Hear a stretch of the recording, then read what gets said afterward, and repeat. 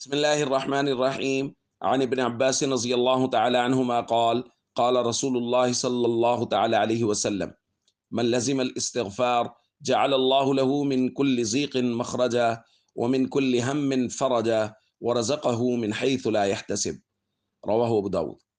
نبی کریم صلی اللہ علیہ وسلم نے ارشاد فرمایا، جو شخص استغفار کو لازم پکڑ لیتا ہے، اللہ رب العزت اس کے لیے ہر تنگی سے نکلنے کا راستہ پیدا فرما دیتے ہیں، اور ہر رنج اور تکلیف سے اس کے لیے خلاصی کا راستہ پیدا فرما دیتے ہیں، اور اس کو ایسی جگہ سے رزق دیتے ہیں کہ اس کا گمان بھی نہیں ہوتا۔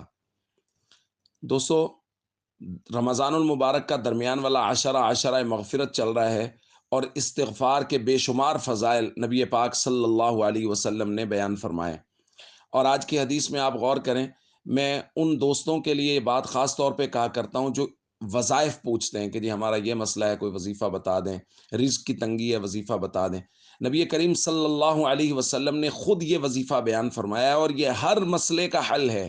حضور نے فرمایا من کل ضیق مخرجا، جہاں کہیں تنگی آ جائے وہاں سے نکلنے کا راستہ استغفار کو لازم پکڑنا۔ ومن کل ہم فرجا، ہر غم، تکلیف، دکھ اور رنج سے نجات کے لیے استغفار کو لازم پکڑنا۔ ورزقہ من حیث لا یحتسب، اور رزق کی پریشانی کے لیے استغفار کو لازم پکڑنا۔